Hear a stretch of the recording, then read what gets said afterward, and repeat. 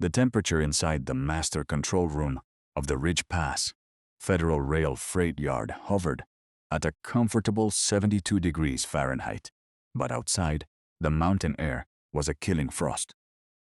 At minus 22 degrees, the wind howling through the rocky gap did not just blow.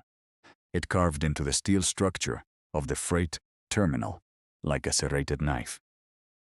Inside the glass-walled office, overlooking the rail yards, Julian Vance, the 38-year-old regional operations director, adjusted his tailor-made cashmere coat and stared intently at the multi-million-dollar digital telemetry array dominating the central wall. "Where is Freight Train 804? Julian's voice cut through the hum of server racks, sharp, impatient, and devoid of warmth. It was scheduled to clear the upper ridge 10 minutes ago. Before the night shift dispatcher could answer, a piercing crimson strobe began flashing across the northern quadrant monitor. An alarm tone, rhythmic and harsh, echoed through the control center. The main status display turned from soft blue to a glaring, ominous red. The main locomotive just lost all traction power 3 miles up the grade, the dispatcher reported, his fingers flying across his keyboard in a panic. "She's stalled on the 7%, incline right inside the deadman's curve cut. The wind chill up there is hitting 35 below." Julian slammed his fist onto the mahogany conference table. "Do you have any idea what is in those climate-controlled boxcars? That train is carrying emergency medical supplies, automated incubators, and high-capacity heating units for the Cente Jude Regional Hospital network in the lower valley. Their auxiliary generators are running on secondary fuel reserves right now. They have less than 4 hours before power drops entirely. If those thermal units don't arrive, lives are on the line, and our corporate contract with the state is dead by morning." He turned his glare toward the side of the room, where 3 men in grease-stained canvas jackets stood quietly near the doorway. At the front of the small group stood Tariq, a 50-year-old man of Nigerian descent whose face carried the quiet, weathered dignity of 3 decades spent working on heavy iron engines. Tariq's hands were rough, his knuckles permanently stained with dark industrial oil that no soap could ever fully wash away, and his heavy woolen coat bore the faded emblem of the old Federal Rail Mechanics Union. "This is the 3rd mechanical stall on this line in 2 weeks," Julian snapped, stepping directly up to Tariq and pointing a manicured finger at his chest. "I brought in a brand new eye diagnostic system, precisely to eliminate human error. My automated telemetry scans swore these V16's diesel engines were operating at peak thermal capacity before departing the lower hub. And yet, here we are, stalled on the mountain." Tariq did not flinch. His dark brown eyes remained steady, calm, and unshaken by the director's outrage. "The automated telemetry scans only measure what the digital sensors are programmed to see, Mr. Vance," Tariq said, his voice deep, measured, and bearing the rich, resonant cadence of his West African heritage. "The sensors look at ambient oil pressure and electronic injector timing. They do not feel the microcrystallization of moisture in the secondary fuel lines when the temperature drops below minus 20. I warned your shift supervisors yesterday afternoon. When the Arctic front collided with the warm manifold exhaust, it created a vapor seal risk in the mechanical bypass valves. Your computer told you the engine was fine because the software assumes standard atmospheric density. The mountain does not care about your software's assumptions." Julian let out a bitter, dismissive laugh. "A vapor seal in a 90,000-pound locomotive engine equipped with real-time digital monitoring? Don't give me your old wives' tales, Tariq.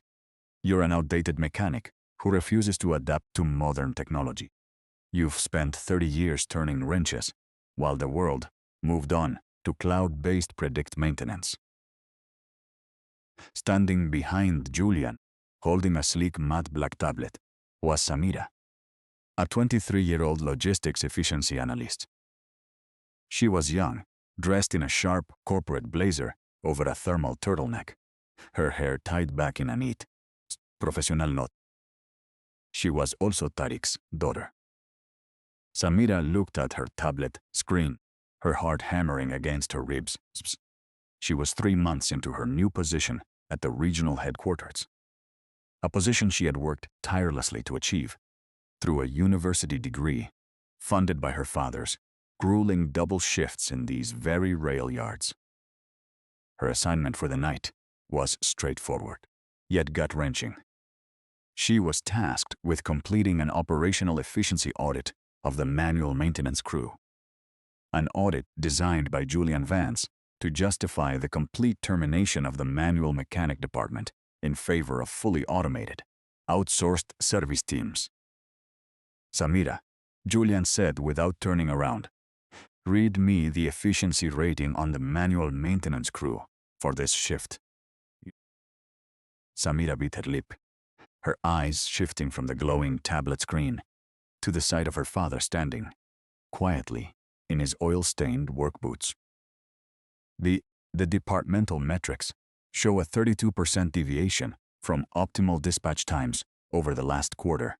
Mr. Vance, Samira read, her voice tight and barely above a whisper. The predictive algorithm classifies manual diagnostic routines as non-quantifiable data. The system recommends replacing manual pre-flight inspections with automated sensor passes to reduce labor overhead. Julian turned to Tariq with a cold, triumphant smile. Did you hear that, old man? Even your own daughter's numbers prove that your methods are obsolete. You are a ghost lingering in a yard that has moved past you. Tariq looked at Samira. There was no anger in his eyes, only a deep, quiet understanding that made Samira's throat tighten with guilt. He knew she was just trying to do her job, trying to survive in a corporate world that measured human worth solely through spreadsheets and algorithmic output. The numbers may say my work is non-quantifiable, Mr. Vance, Tariq said softly, reaching into his heavy coat pocket and wrapping his fingers around a worn, brass-trimmed object he carried everywhere. But when that train is dying on the side of a frozen mountain, an algorithm won't climb into the engine bay to keep it breathing. Real experience isn't built in a computer. It is earned through 30 years of listening to the heart of the machine. Save your speeches. Julian barked, turning toward his operations console. I am dispatching the $2 million automated diagnostics rescue. Rig up the ridge right now. If your crew touches that engine without my direct authorization, I will have you all fired for gross negligence before the sun comes up. And Tariq did not raise his voice. He had lived long enough to know that argument was a poor substitute for proof. 30 years ago, when the federal rail lines were expanding across the treacherous mountain ranges of the Northern Territory, Tariq had arrived with nothing more than a heavy tool chest, a high school diploma from Lagos, and an unshakable reverence for the internal combustion engine. He had built his life in these yards. He had swept the floors, cleaned the oil pits, and stayed late through bitter winters when younger men packed up and fled to warmer cities. When his wife, a gentle and dedicated community nurse, passed away from a sudden illness, Tariq had become both father and mother to Samira. He had worked double shifts, sacrificing his own sleep and health so that his daughter could have the opportunities he was denied.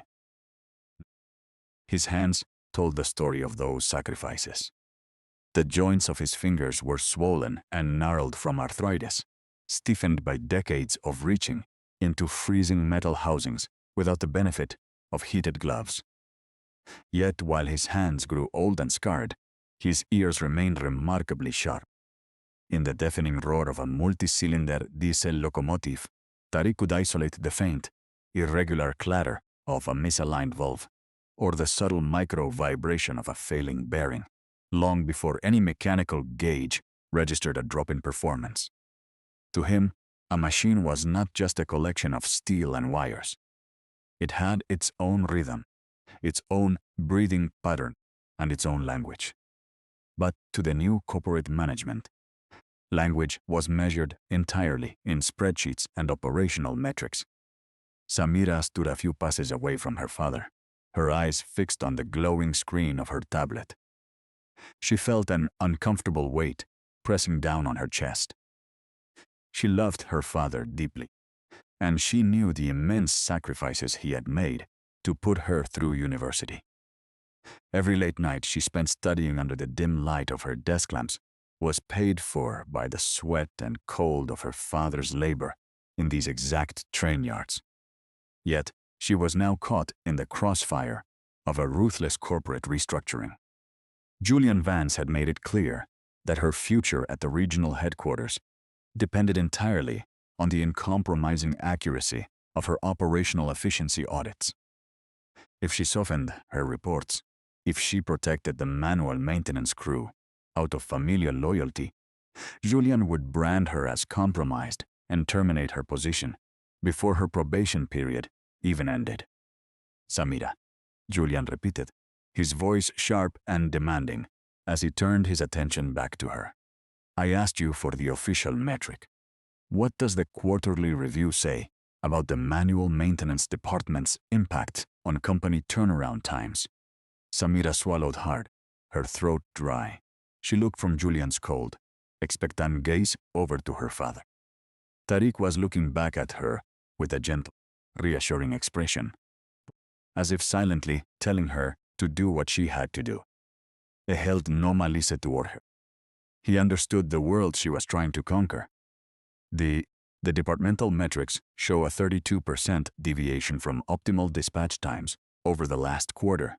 Mr. Vance, Samira read, her voice tight and trembling slightly. The predictive algorithm classifies manual diagnostic routines as non-quantifiable data. The system recommends replacing manual pre-flight inspections with automated sensor passes to reduce labor overhead and minimize human error. Julian smiled, a smug, self-satisfied expression spreading across his face. He walked over to Tariq, standing inches away from the older man, towering over him with condescending authority. Did you hear that, old man? Julian sneered, his voice dripping with arrogance. Even your own flesh and blood recognizes that your way of working is dead. You are a relic of a bygone era. You belong in a museum, not in a modern freight yard. To emphasize his point, Julian reached out and plucked the worn, brass-trimmed stethoscope from Tariq's coat pocket. He dangled it between two fingers as if it were a piece of garbage. What is this? Julian laughed mockingly. Are you planning to diagnose a 90,000-pound locomotive engine with a doctor's tool? What's next? Are you going to check its pulse with a thermometer? This is absurd. He dropped the stethoscope onto the floor with a sharp clatter. And what about this? Julian picked up the water-damaged, leather-bound notebook that Tariq kept in his inner pocket, flipping open its pages filled with handwritten diagrams and notes on Swahili, mechanical terms, and acoustic frequencies. Handwritten notes? In the age of cloud databases and AI neural networks. This isn't engineering, Tariq. This is superstition. A murmur of nervous laughter rippled through the junior supervisors standing near the back of the room. None of the older mechanics dared to speak up, knowing that doing so meant instant termination. Tariq simply looked down at the floor, where his wife's old medical stethoscope lay next to his notebook. He did not lunge forward in anger. He did not raise his voice to defend his dignity. Slowly and with deliberate calm, Tariq knelt down, picked up the stethoscope, dusted it off with his calloused palm, and slipped it back into his pocket. Then he picked up his notebook, sliding it safely beside his heart. You can mock the tools, Mr. Vance, Tariq said softly, his voice cutting through the laughter. like quiet iron. You can rely on your screens and your algorithms. But when the cold mountain freezes your digital sensors, your screens will show you nothing except a blank red light. And when that happens, you will wish you had listened to more than just a computer. Julian scoffed, waving his hand dismissively. "Get out of my sight," Julian ordered. "Go wait in the break room. I am authorizing the automated diagnostics rescue rig. We don't need your ghost stories tonight." Tariq turned and walked toward the exit, pausing for a brief second to meet his daughter's eyes. There was no disappointment in his gaze, only a profound, steady warmth. Samira looked away, fighting back the burning sting of tears behind her eyelids. She knew her father was right. She had spent months analyzing the system logs, and she knew there were blind spots in the AI's diagnostic matrix. Blind spots that the software engineers in the warm corporate offices down in the capital refused to acknowledge. As Tariq stepped out into the freezing night corridor, the storm outside raged on, setting the stage for the inevitable clash between cold technology and human resilience. Outside the master control building, the storm had transformed the rail yard into a frozen wasteland of whistling wind and swirling white powder. The cold was absolute, biting deep into the marrow of anyone brave enough to step past the heated airlocks. In the center of the maintenance bay, Julian Vance stood surrounded by a team of technicians who were frantically trying to power up a heavy-duty, state-of-the-art diagnostic rescue vehicle. The custom-built truck, painted in glossy corporate blue and equipped with a $2 million array of optical sensors, satellite uplinks, and automated hydraulic lifts, sat idling with its high-intensity LED light bars cutting through the dark. "Is the primary diagnostic link established?" Julian demanded, pulling his thick fleece collar tight against his chin. "We've established a satellite connection to the freight engine's central processing unit," Mr. Vance, the lead field technician, reported, his hands trembling as he tapped away at a ruggedized touchscreen terminal mounted to the truck's side. "But the sensor array on Freight 804 is returning erratic telemetry. The external temperature probes are reading open-circuit errors. The optical flow sensors inside the primary fuel manifold are iced over completely." Julian gritted his teeth, his jaw clenching with growing frustration. Bypass the external optical sensors. Force the diagnostic system to execute a remote fuel pump reset sequence. "We tried that 3 times, sir," the technician replied, wiping ice crystals from his visor. "The system software refuses to override the emergency shutdown protocol because the digital sensors cannot verify the internal fuel line pressure. The AI automatically classifies the situation as a catastrophic hydraulic rupture risk. It's locking out the electronic starter relays. The engine is effectively frozen in place by its own safety coding." Standing near the edge of the service bay, Tariq adjusted the heavy leather strap of his tool bag over his shoulder. Beside him, Samira held her digital tablet, tucked inside her heavy winter parka, her eyes darting between the failing corporate technology and the calm, unbothered expression on her father's face. "They're trying to force an electronic pulse through a mechanical line that is blocked by physical ice," Tariq said softly to his daughter, his breath forming thick white clouds in the freezing air. "It is like trying to yell at a frozen pipe to make the water flow again. You can shout all night, but until you clear the ice, the water remains trapped." Samira looked down at her tablet screen, where the system diagnostic logs were updating in real time. The corporate predictive maintenance software was cycling through endless loops of error codes, flashing red warnings that offered no actionable solutions. For the first time in her career, the flawless logical framework of the algorithms she had spent 4 years studying at the university seemed completely helpless when confronted with the brutal reality of the mountain's harsh climate. "Father," Samira asked quietly, stepping closer to him so the wind wouldn't carry her words to Julian. "How do you know it's a vapor lock in the mechanical bypass valve? The telemetry scans didn't register any drop in hydraulic fluid temperature prior to the engine stall." Tariq looked down at his daughter, a faint, gentle smile touching the corners of his eyes. "Look at the weather telemetry on your screen," Samira, Tariq explained calmly. "What was the temperature at the base of the mountain 3 hours ago when train 804 departed?" "It was 34 degrees, she answered, checking the historical data log. "Just above freezing."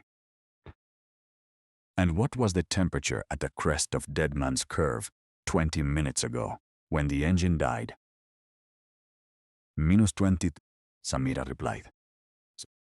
"A sudden drop of over 50 degrees in less than 20 miles. "Exact," Tariq nodded. "The engine was pulling 85 boxcars up, a severe 7% incline. The internal mechanical fuel pumps were running at maximum speed, heating the high-density diesel fuel inside the return manifold to over 100 degrees. But when the locomotive hit the wind cut at the top of the ridge, the sudden rush of Arctic air hit the uninsulated cast iron bypass housing. The extreme differential between internal heat and external frost caused microscopic condensation in the air pockets of the fuel return line to freeze instantaneously. It formed a localized slush plug inside the mechanical check valve." Samira listened intently, her mind rapidly converting her father's spoken observations into thermodynamic equations.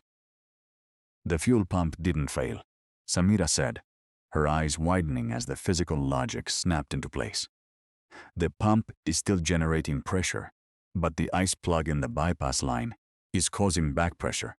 The pressure sensors near the electronic injectors read that back pressure as a structural leak, so the digital brain cut off power to protect the engine." "You see," Tariq said, his voice warm with pride as he watched his daughter understand. "You know the physics, my child. The computer only knows the rules it was given by programmers who have never spent a night in a blizzard on a mountain peak." Suddenly, Julian's voice boomed across the staging area as he slammed the diagnostic truck's door shut in anger. "This is useless," Julian shouted at his crew. "The satellite link keeps dropping due to the snowstorm. We can't clear the error codes remotely, and the rescue rig can't climb Dead Man's Curve while the tracks are blocked by the stalled freight line." He turned around and spotted Tariq standing in the shadows with his tool bag. "What are you still doing standing around here?" Julian snapped, venting his rage at the old mechanic. "Are you waiting to collect overtime pay while my train sits dead on the ridge?" Tariq took 2 measured steps forward, stepping directly into the glare of the truck's LED lights. "The rescue rig will not fix that engine tonight, Mr. Vance," Tariq stated with absolute clarity. "Every minute you spend trying to reset that computer remotely, the ambient heat inside the locomotive's main engine block is bleeding out into the wind. In another 40 minutes, the cooling jackets will freeze solid and crack the V16 engine block completely. When that happens, you won't just miss your medical delivery to the hospital. You will destroy a $4 million locomotive beyond repair." Julian's face flushed with anger, but beneath his arrogance, a flicker of genuine panic began to take root. He knew that if the hospital's emergency equipment failed to arrive, and a locomotive engine was destroyed under his watch, his career at Federal Rail would be finished by morning. "And what do you propose, old man?" Julian spat, his voice sharp with desperation. "I am going up the ridge on the manual track inspector car," Tariq replied calmly, reaching into his pocket and pulling out his worn leather work gloves. I will climb inside the engine bay, locate the frozen bypass valve, and clear the air lock manually. Julian stared at Tariq in disbelief, then let out a sharp, mocking laugh.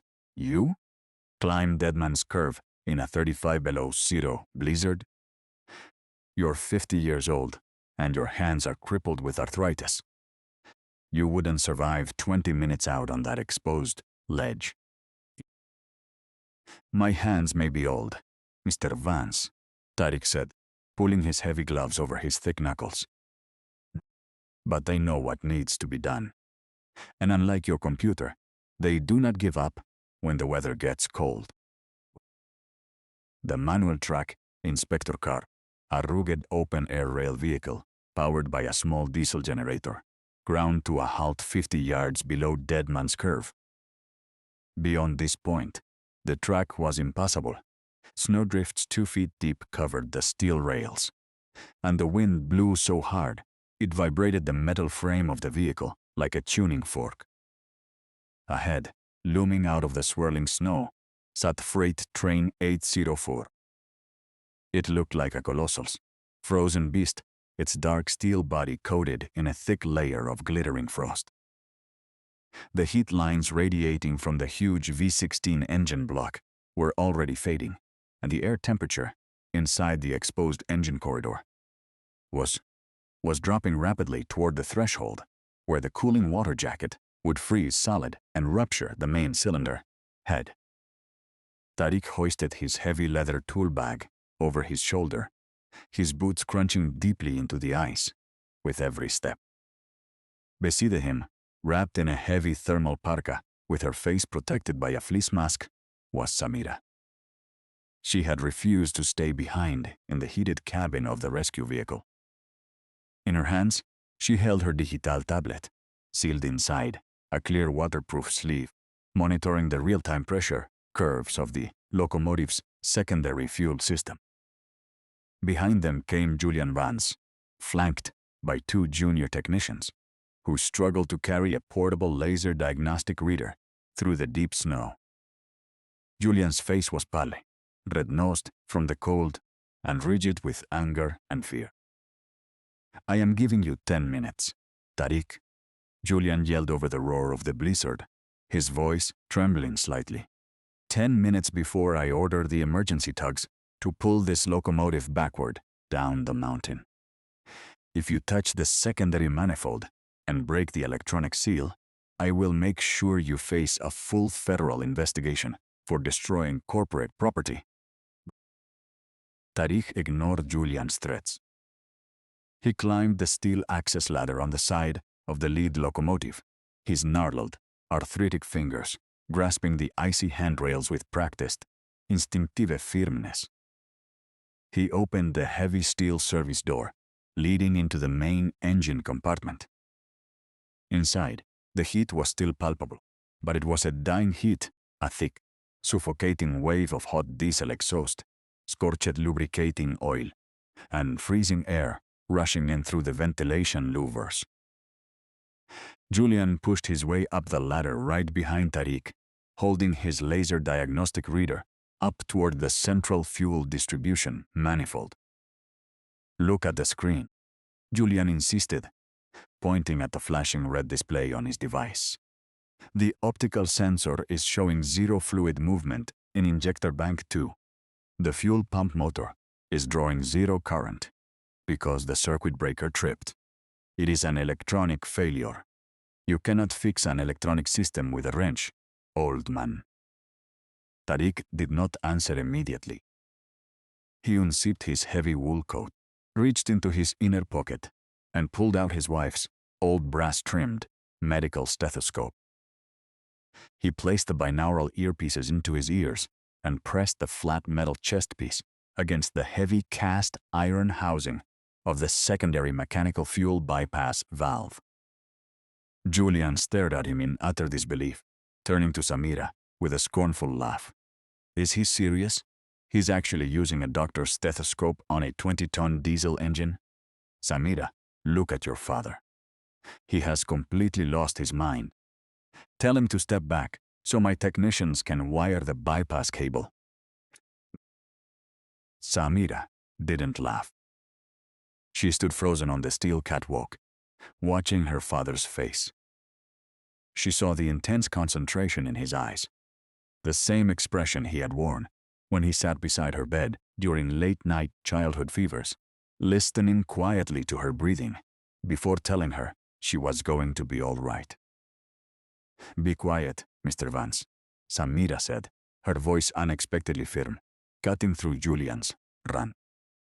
"What did you say to me?" Julian gasped, shocked by her tone. "I said be quiet," Samira repeated, looking Julian dead in the eye. "My father is listening."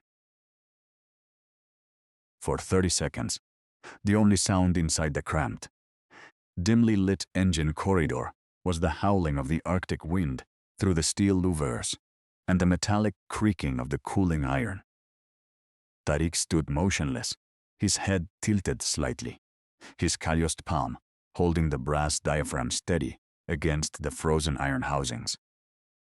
Through the copper tubes of the old stethoscope, Tariq was not listening to noise, he was listening to frequencies.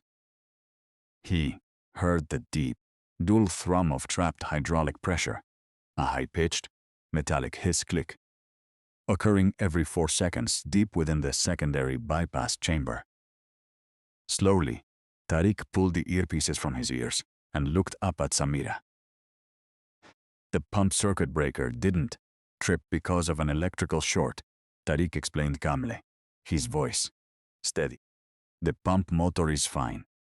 The secondary mechanical return valve is trapped open by a micro ice plug, formed from trapped atmospheric moisture. The trapped air created a vapor lock in the high-pressure return manifold. The fuel pump is trying to push fluid against an unbreakable cushion of compressed air. The electric motor drew maximum amperage trying to force the fuel through, and the safety relay opened to prevent the pump motor from burning out." Julian scoffed loudly, throwing his hands up in frustration. "That is complete nonsense. The system architecture uses a closed-loop recirculating feed. There is no mechanism for atmospheric moisture to enter the return manifold, unless—" Julian stopped mid-sentence, a sudden shadow of hesitation crossing his face. "Unless the pre-flight heating grid on the intake louvers was shut off to save fuel," Samira finished his sentence, her hands moving rapidly across her tablet screen. She pulled up the depot's pre-flight maintenance log from 6 hours ago. The automated dispatch log that Julian had signed personally to boost the yard's energy efficiency metrics. "Mr. Vance," Samira looked up at Julian, her voice dropping as the cold realization hit her. "You lowered the pre-flight intake heating cycle from 45 minutes to 15 minutes before dispatch to meet your quarterly energy efficiency target. When train 804 left the lower hub, the intake louvers were still wet with condensation. When the train hit the Arctic air on the ridge, that condensation was sucked directly into the unheated mechanical bypass housing." Julian's face went completely red, then drained of color entirely. That metric adjustment was approved by the central planning algorithm. The algorithm didn't factor in a 35 below zero wind chill at Deadman's Curve, Tariq said softly. "The physics don't care who approved the metric, Mr. Vance." Tariq reached into his tool bag and brought out a heavy bronze wrench and a small, portable kerosene preheating torch. "We have to vent the vapor lock manually," Tariq declared. "If we don't bleed the trapped air and heat the valve housing to melt the ice plug right now, the fuel lines will split under hydraulic lock when the main starter engages." "You can't do that," Julian shouted, panic breaking through his arrogance. "The engine compartment is filled with fuel vapors. If you ignite open flame torch in here, you could spark an explosion.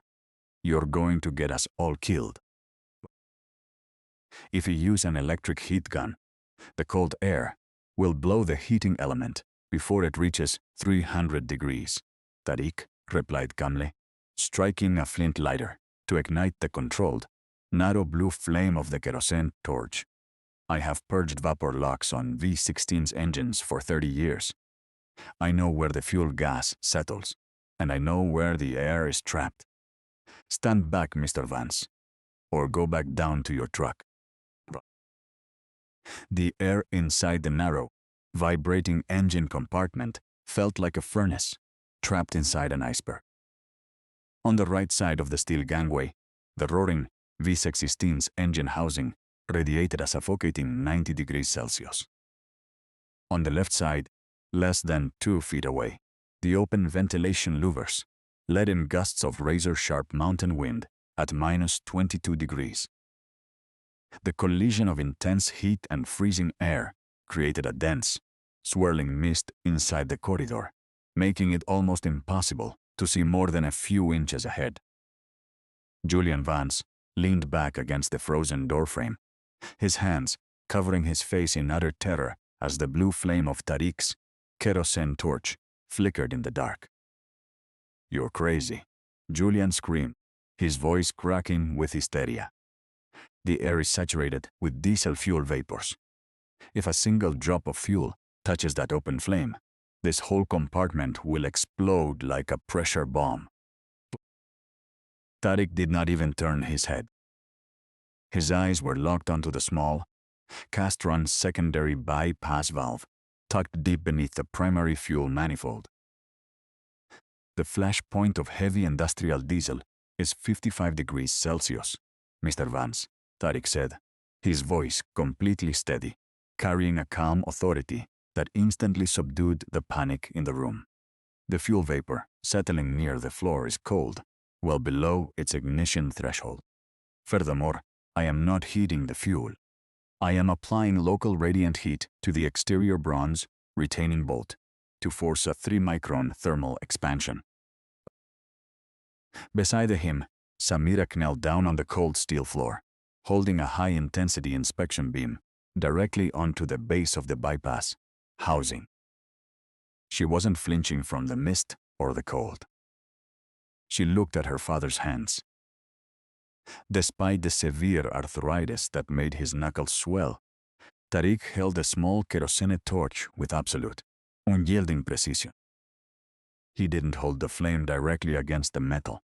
Instead, he hovered the tip of the blue cone exactly 2 inches away, moving it in slow, rhythmic circles around the frozen thread lock. "Look at the digital pressure readout on my tablet, Father," Samira called out, her voice crisp and focused. "Bank 2 manifold pressure is sitting at 420 psi.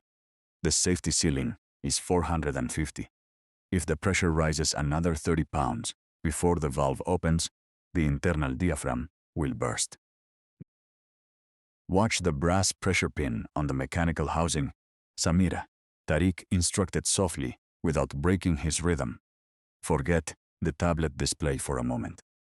Tell me what the brass pin is doing." Samira shifted her flashlight beam to a small, mechanical needle protruding from the top of the iron valve casing. An old-fashioned physical pressure indicator that Julian's modern laser diagnostic equipment had completely ignored.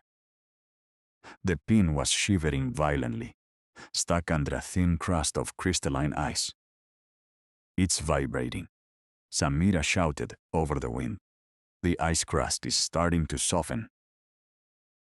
"Hold the flashlight steady," Tariq said quietly. He set the torch aside on a fireproof asbestos mat and picked up his heavy bronze wrench.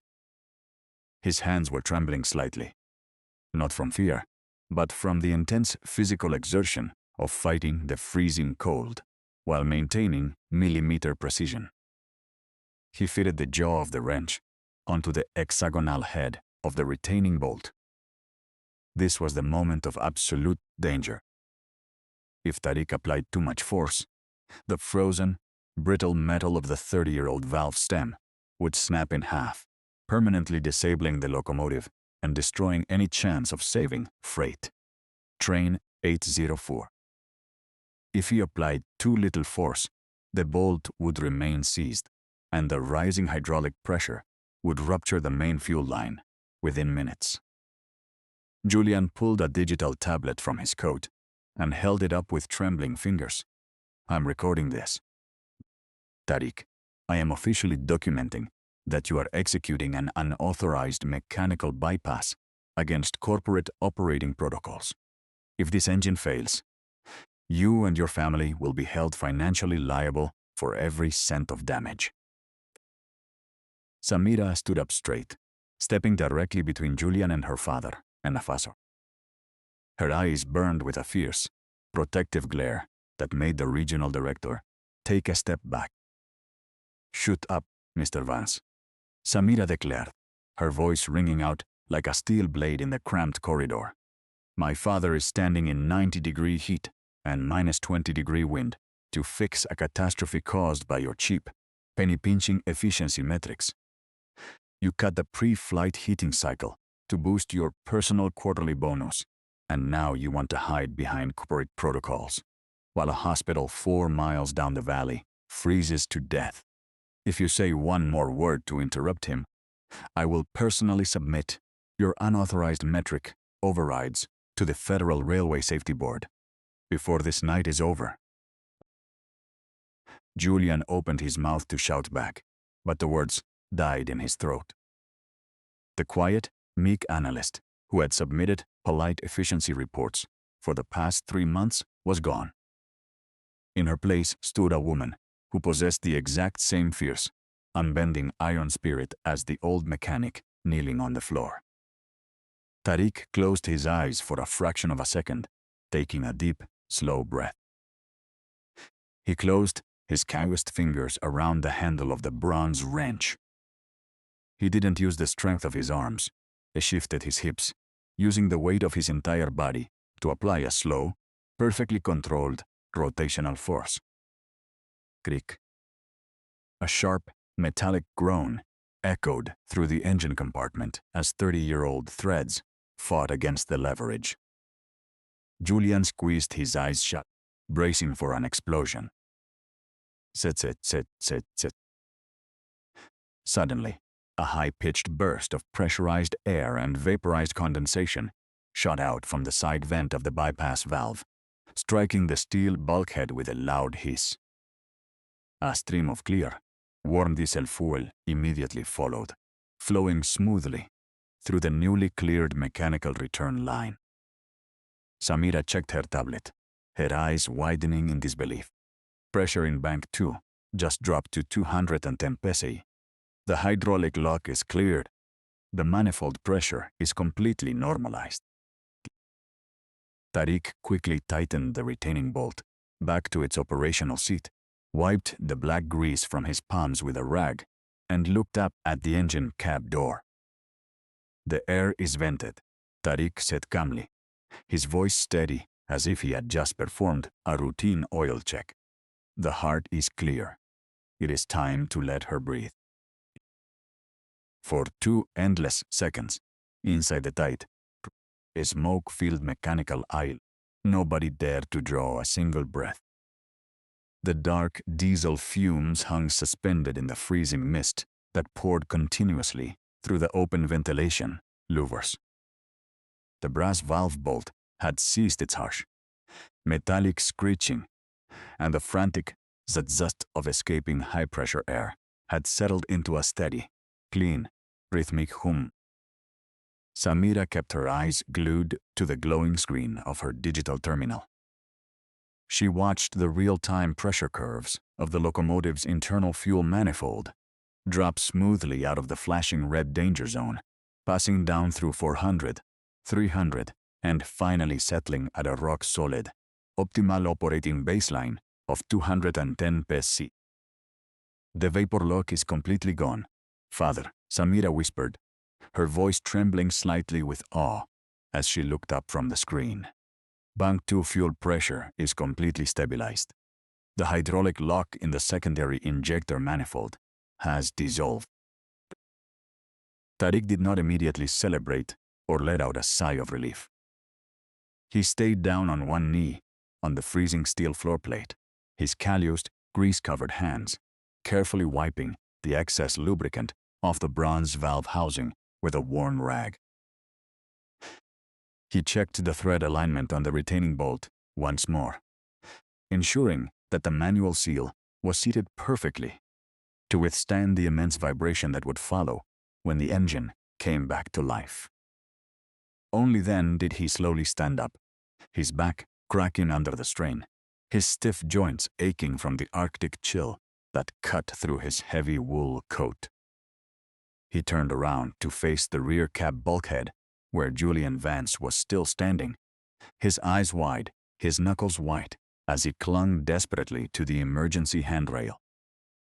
"The fuel return line is open, Mr. Vance," Tariq said, his voice quiet, calm and utterly devoid of arrogance.